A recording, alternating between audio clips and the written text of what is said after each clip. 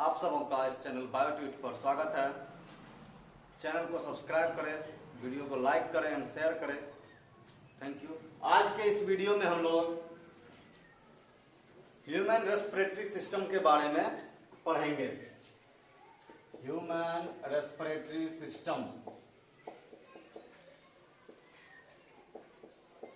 हम लोगों ने इसके पहले ही रेस्पिरेशन क्या होता है, रेस्पिरेशन के कितने टाइप्स होते हैं, इन सब चीजों को देखा है कि रेस्पिरेशन कितने तरह के होते हैं, चाहे वो डायरेक्ट रेस्पिरेशन हो, इनडायरेक्ट रेस्पिरेशन हो, ऑक्सीजन के प्रेजेंस में हो, ऑक्सीजन के एब्सेंस में हो, यानी कि एरोबिक और एनारोबिक हो, एक्सटर्नल रेस्पिरेशन हो, इंटरनल रेस्पिरेशन हो, तो कई तरह के रेस्पिरेशन होते हैं। तो उसको हम लोगों ने पहले वाले वीडियो में ही देखा है, तो उनको समझने के लिए पहले वाला वीडियो जरूर देखें। तो इस वीडियो में हम लोग ह्यूमन रेस्पिरेटरी सिस्टम को देखेंगे कि ह्यूमन रेस्पिरेटरी सिस्टम क्या होता है और कैसा स्ट्रक्चर होता है ह्यूमन रेस्पिरेटरी सिस्टम का और वह कैसे काम करता है। तो सबसे पहले ह्यूमन रेस्पिरेटरी सिस्टम एक कॉम्प्लेक्स सिस्टम होता है जिसको दो भागों में बांटा जाता है। एक human respiratory tract, human respiratory tract, और दूसरा रेस्पिरेटरी ऑर्गन। एक रेस्पिरेटरी ट्रैक्ट होता है और दूसरा रेस्पिरेटरी ऑर्गन होता है। रेस्पिरेटरी ट्रैक्ट का मतलब हो गया वह रास्ता जिससे होकर के ऑक्सीजन रेस्पिरेटरी ऑर्गन तक, ऑक्सीजन रिच एयर, यानी कि रास्ते से होकर के, जिस रास्ते से होकर के ऑक्सीजन रिच एयर लंग्स तक जाता है, रेस्पिरेटरी ऑर्गन तक जाता है, वो रेस्पिरेटरी ट्रैक्ट कहलाता है। जबकि रेस्पिरेटरी ऑर्गन हो गया लंग्स, जहां ऑक्सीजन का एक्सचेंज होता है ब्लड और रेस्पिरेटरी ऑर्गन एक्सटर्नल एनवायरनमेंट के बीच में, तो वो रेस्पिरेटरी ऑर्गन होता है। तो ह्यूमन रेस्पिरेटरी सिस्टम को दो भागों में बांटा जाता है, एक रेस्पिरेटरी ट्रैक्ट और दूसरा रेस्पिरेटरी ऑर्गन। तो रेस्पिरेटरी ट्रैक्ट में आता है नोस्ट्रिल, जिसको एक्सटर्नल लेयर भी कहते हैं, नेजल चैम्बर,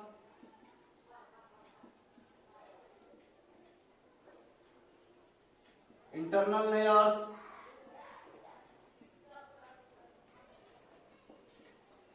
लैरिंगोफेरिंक्स।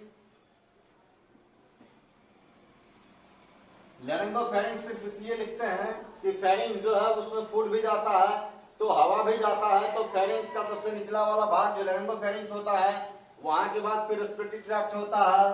पांचवा लैरिंग्स, ट्रैकिया और प्राइमरी ब्रोंका।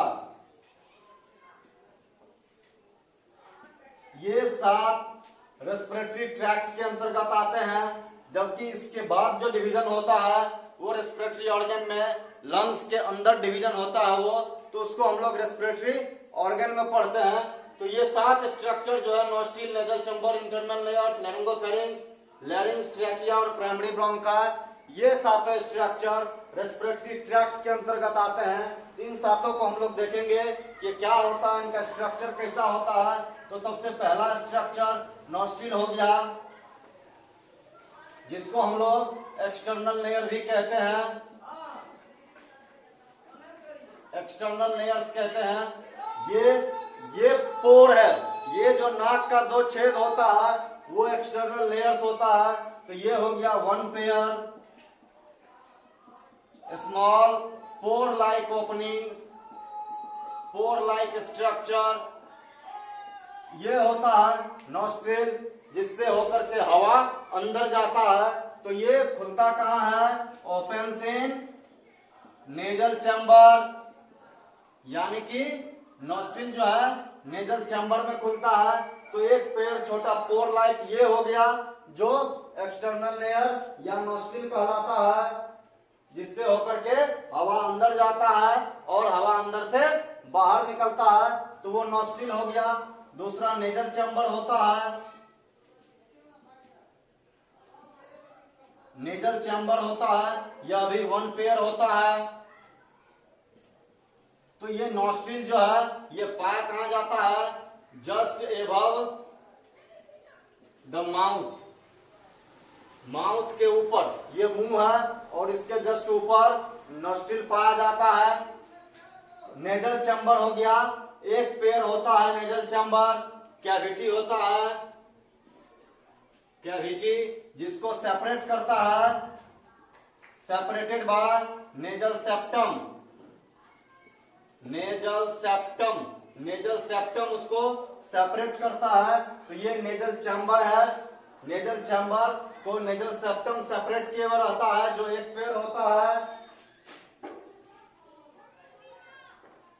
ठीक, तो ये जो है, ये इस स्ट्रक्चर को नेजल कैप्सूल कहते हैं, नेजल कैप्सूल कहते हैं। तो नेजल कैप्सूल के अंदर नेजल चैम्बर पाया जाता है। ये पूरा स्ट्रक्चर जो है ये नेजल कैप्सूल कहलाता है। इसके अंदर नेजल सेप्टम के द्वारा, ये नाक के बीच का जो पार्ट होता है ये नेजल सेप्टम होता है, जिसके द्वारा ये दो कैविटी जो है नेजल चैम्बर वो दो भागों में बटा होता है। तो वो नेजल चैम्बर है। तो नेजल चैम्बर में क्या पाया जाता है वो हम लोग देखेंगे। तो नेजल चैम्बर को सबसे पहले 3 भागों में बांटते हैं। नेजल चैम्बर को 3 भागों में बांटते हैं, वेस्टिबुलर पार्ट, रेस्पिरेटरी पार्ट और ऑल्फैक्टरी पार्ट, ऑल्फैक्टरी पार्ट। तो नेजल चैम्बर को 3 भागों में बांटते हैं, वेस्टिबुलर पार्ट, रेस्पिरेटरी पार्ट और ऑल्फैक्टरी पार्ट। तो इसमें हम लोग देखेंगे कि ये क्या होता है। तो वेस्टिबुलर पार्ट हो गया सबसे एंटीरियर भाग, एंटीरियर पार्ट हो गया नेजल चैम्बर का, यानी कि सबसे इधर नेजल चैम्बर, नेजल जो नोस्ट्रिल है उसके नजदीक वाला भाग, जिसमें हेयर लाइक स्ट्रक्चर होता है, हेयर लाइक स्ट्रक्चर पाया जाता है, जो क्या करता है, हेयर लाइक स्ट्रक्चर ट्रैप करता है डस्ट पार्टिकल को। तो वेस्टिबुलर पार्ट जो है, वेस्टिबुलर पार्ट वो डस्ट पार्टिकल को ट्रैप करता है। वेस्टिबुलर पार्ट, वेस्टिबुलर पार्ट ये ट्रैप द डस्ट पार्टिकल, क्योंकि इसमें हेयर लाइक स्ट्रक्चर पाया जाता है तो वो डस्ट पार्टिकल को ट्रैप करता है। रेस्पिरेटरी पार्ट, रेस्पिरेटरी पार्ट जो है कंट्रोल करता है, हम लोग जो एयर अंदर लेते हैं, सांस जो लेते हैं हवा, उसके टेम्परेचर को, टेम्परेचर ऑफ इनहेल्ड एयर। यहां पर इपिथेलियल टिश्यू होता है जो हवा सांस लेते हैं उसको गर्म करता है या ठंडा करता है, तो वो रेस्पिरेटरी पार्ट में होता है। स्यूडोस्ट्रेटिफाइड इपिथेलियल टिश्यू पाया जाता है रेस्पिरेटरी पार्ट में, नेजल चैम्बर के रेस्पिरेटरी पार्ट में। तो ये रेस्पिरेटरी पार्ट ये मिडिल पार्ट हो गया, जहां पर स्यूडोस्ट्रेटिफाइड इपिथेलियल टिश्यू होता है। स्यूडोस्ट्रेटिफाइड इपिथेलियम पाया जाता है जो ब्लड, जो हवा के टेम्परेचर को कंट्रोल करता है। और सबसे लास्ट पार्ट हो गया ऑल्फैक्टरी पार्ट, ऑल्फैक्टरी पार्ट सबसे लास्ट पार्ट है ऑल्फैक्टरी पार्ट, जो ये पोस्टीरियर पार्ट हो गया, सबसे लास्ट वाला भाग, जो क्या करता है, जिसमें सेंसरी सेल्स होता है, सेंसरी सेल्स पाया जाता है जो सेंसेशन ऑफ स्मेल में मदद करता है, सेंसेशन ऑफ स्मेल में मदद करता है। तो ये 3 भाग हो गए ये नेजल चैम्बर के। तो नेजल चैम्बर के इस तीनों भाग में क्या होता है वो हम लोग अब देखेंगे कि एक तो ये जो पार्ट है उस पार्ट में क्या काम होता है। तो जनरली नेजल चैम्बर में, नेजल चैम्बर का जब हम लोग फंक्शन देखते हैं कि नेजल चैम्बर क्या क्या करता है, तो ये एयर का वार्मिंग यानी कि हवा को गर्म करने का काम करता है। जब हम लोग सांस लेते हैं यानी कि मान लीजिए ठंडे समय में हवा का टेम्परेचर बहुत कम है, तो वो जो अंदर जाएगा तो लंग्स के सेल पर इफेक्ट डालेगा ठंडा हवा, तो उसको गर्म करने का काम करता है। यानी कि जो बीच वाला जो रेस्पिरेटरी पार्ट होता है स्यूडोस्टेटिफाइड एपिथेलियम टिश्यू, वो जब हम लोग सांस अंदर लेते हैं तो वो हवा को गर्म कर देता है, ताकि जो नॉर्मल एयर है वो शरीर के अंदर जाए। तो नेजल चैम्बर वार्मिंग का काम करता है, फिल्ट्रेशन का काम करता है, हवा को फिल्टर करने का काम करता है, यानी कि उसके अंदर डस्ट पार्टिकल नहीं जाए। तीसरा हो गया कि मॉइस्चरिंग करता है, हवा को मॉइस्ट बनाता है। गर्म समय में जब मौसम गर्म रहता है, ड्राई एयर बहता है, तो अंदर जाकर के सेल को, लंग्स के सेल को किल कर सकता है, तो उस हवा को मॉइस्ट बनाता है। ये नेजल चैम्बर में होता है। मॉइस्चरिंग स्टेरलाइजिंग भी करता है। स्टेरलाइजिंग यानी कि जो बैक्टीरिया है उसको ट्रैप करके जो हवा अंदर जाता है उसको स्टेरलाइज कर देता है, यानी कि बैक्टीरिया फ्री कर देता है। तो ये सब काम हो गए नेजल चैम्बर के। और इसके अलावे स्मेलिंग में भी मदद करता है। तो ये नेजल चैम्बर का काम है कि नेजल चैम्बर क्या करता है, हवा को गर्म करता है, ठंडा करता है, फिल्टर करता है, बैक्टीरिया फ्री स्टेरलाइज बनाता है और स्मेलिंग में मदद करता है। तो ये नेजल चैम्बर के फंक्शंस हो गए। इसके बाद हम लोग देखेंगे इंटरनल लेयर्स जो होते हैं वो क्या होता है। तो इंटरनल लेयर्स एक पेयर पोर होता है जो नेजोफेरिंक्स में खुलता है। Internal layers one pair pore like structure होता है। Internal layers one pair pore like structure होता है जो खुलता कहाँ है, नेजोफेरिंक्स में। नेजोफेरिंक्स में खुलता है। तो नेजोफेरिंक्स हो गया, जब हम लोग मुंह खोलते हैं तो ऊपर वाला जो पार्ट होता है, ऊपर में दो छेद दिखता है, वो नेजोफेरिंक्स का इंटरनल लेयर्स का ओपनिंग होता है। यानी कि नाक का छेद जो है नेजल चैम्बर का पोस्टीरियर पार्ट हो गया, जो अंदर वाला छेद वो नेजोफेरिंक्स में खुलता है, बकल कैविटी के ऊपर वाले भाग में, तो वो नेजोफेरिंक्स में खुलता है। और जब हम लोग भोजन निगलते हैं तो यूवुला जो है उसको इनक्लोज कर देता है। ये इंटरनल लेयर्स को इनक्लोज कर देता है ड्यूरिंग फूड स्वेलिंग। जब हम लोग भोजन निगलते हैं तो उस दौरान इंटरनल लेयर्स को यूवुला बंद कर देता है। इसके बाद हम लोग लैरिंगोफेरिंक्स देखते हैं।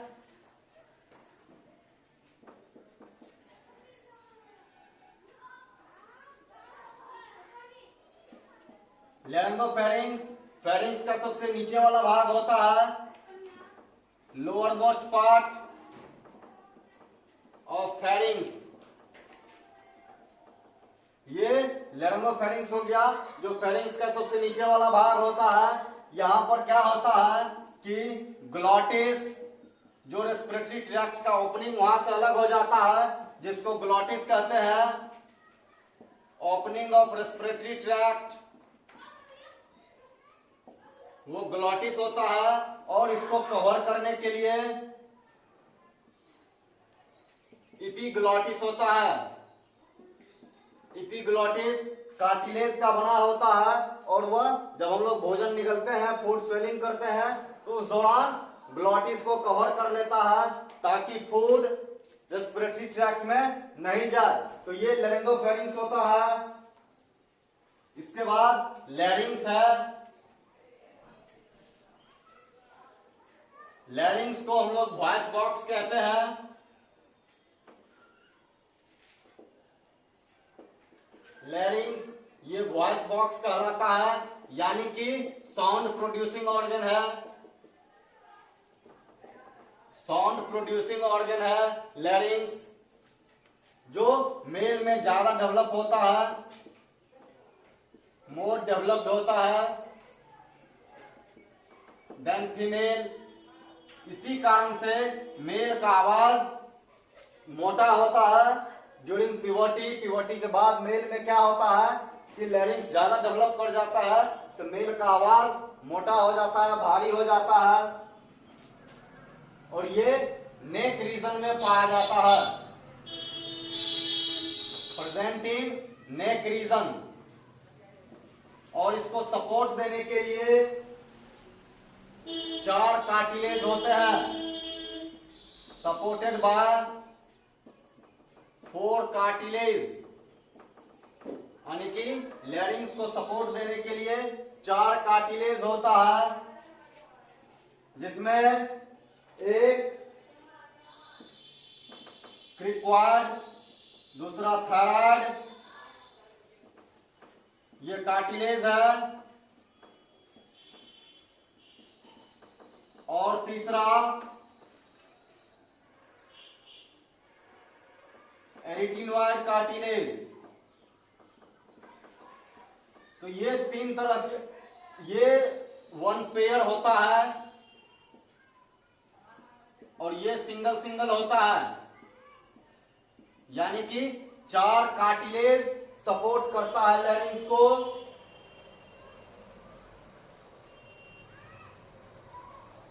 तो larynx is supported by 4 cartilage, cricoid cartilage, thyroid cartilage और एरिटिनोइड कार्टिलेज। और इसका वाल जो है वो बहुत पतला होता है और स्ट्रेटिफाइड कोलोनल एपिथेलियम से कवर्ड होता है, कवर्ड या lined by stratified columnar epithelium.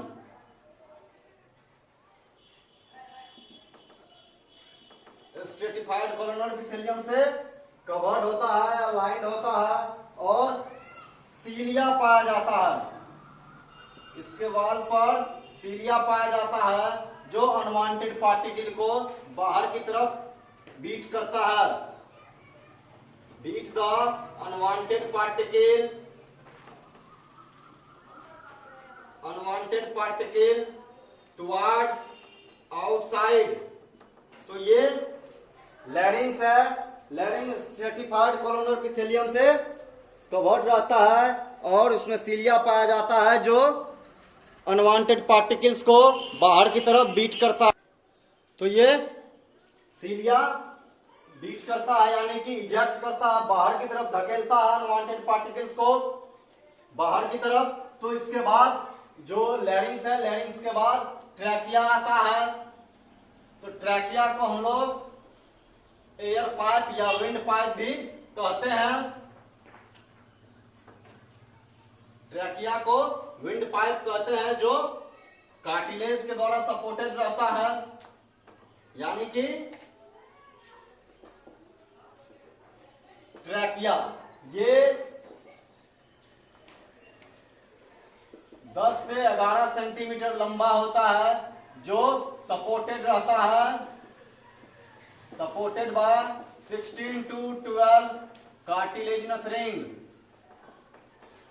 Cartilaginous ring के द्वारा सपोर्टेड होता है।